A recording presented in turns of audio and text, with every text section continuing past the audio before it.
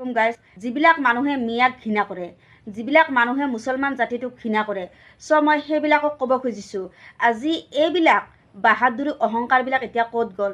আজি বিহাৰৰ পৰা মানুহ আহি হেনে এনেকুৱা মন্তব্য কৰিছে, কিন্তু আজিলৈকে মিয়া মুছলমানে আজিলৈকে কোনো তহঁতক ধৰ্মক লৈ কিনে কথা কোৱা নাই, তহঁতক জাতিক ধৰি কিনে কথা কোৱা নাই, কিন্তু কথা কৈছে তহঁতৰ হিন্দু ধৰ্মৰ মানুহখিনি, অসমীয়া মানুহখিনি 1 নম্বৰতে আমাৰ মিয়া মানুহখিনিক বেয়া পায়, 2 নম্বৰ কথা মুছলিম জাতটোক বেয়া পায়, 3 নম্বৰ কথা মুছলিম জাত মিয়া আৰু গৰিয়া এই দুটাৰ মাজত আজিলৈকে কোনোদিন অসমীয়া মানুহক টাৰ্গেট লৈ কিনে কথা কোৱা নাই, আৰু কোনোদিনও কোৱা নাই যে অসমীয়া গো বেক, কিন্তু বাহিৰৰ মানুহ আহি তহঁতক আজি গো বেক ক'ব লগা হৈ গৈছে।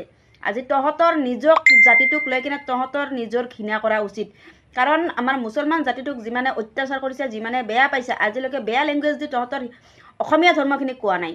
কৈছে যদি বাহিৰা মানুহে আহি তহঁতক কৈছে অসমত আহি কেনে মাৰিছে, যদি বাহিৰা মানুহ আহি কেনে আমাৰ অসমত তহঁতক অসমীয়া মানুহখিনিক মাৰিছে, কিন্তু আমাৰ মিয়া মানুহখিনিক মুছলমান মিয়া মানুহখিনিক মাৰা নাই।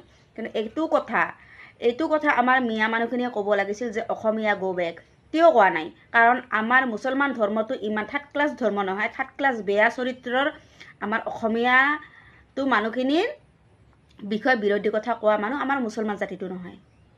গম পাইছেনে আপোনালোকে?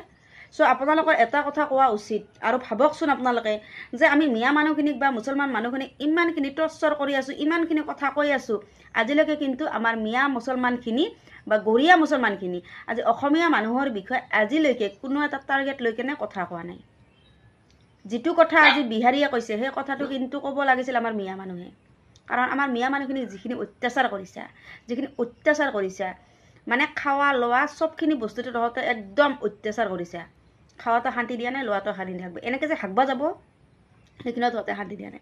চ' আপোনালোকে এটা কথা ভাবকচোন, যিখিনি প্ৰতিবাদ কৰিব লাগিছিল, যিখিনি কথা ক'ব লাগিছিল তহঁতৰ বিৰোধী, সেই বিৰোধী কথাখিনি কৈছে বিহাৰী এজনে আহি, আৰু লাষ্ট ফিনিচিঙত তহঁতৰ বিহাৰীৰ মাৰ খাব লগা হ'ল। আৰু ভোট ভৱিষ্যত তহঁতে ভাবছা নেকি ভোট ভৱিষ্যত যে আৰু যে তহঁতে মাইন নাখাবি, তাৰ ক'ৰবাত লেখা আছে নেকি?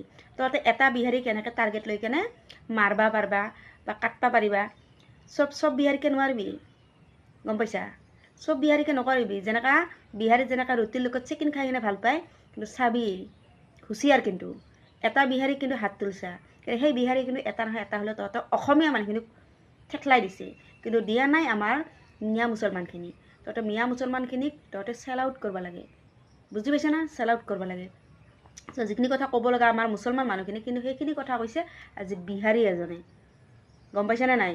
চ' গাইছ, হয়নে নহয় কমেণ্ট এটা কৰিবচোন, পাৰিলে ভিডিঅ'টো শ্বেয়াৰ কৰিব। মই জানো এইটো কথাত চবৰে কিছুমান মানুহৰ পকৰ জ্বলিব, কটি জ্বলিব, কিন্তু আই ডণ্ট কেয়াৰ। সেইবিলাকত পকৰ জ্বলে, আল জ্বলে, বাল জ্বলে, মোৰ ক'ব লগা নাই, গম পাইছানে?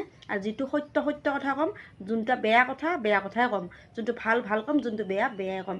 কাইবা ভালে পাক বা বেয়াই পাক, মোৰ আহে নাযায়, চব পিছফালে পৰি থাকব। আমি এইবিলাক ঘেণ্টা দলৰ খাতিৰ নকৰে, গম পাইছানে? চ' গাইজ, যদি ভিডিঅ'টো ভাল লাগে শ্বেয়াৰ এটা কৰি দিবা, লগতে কমেণ্ট এটা কৰি দিবা।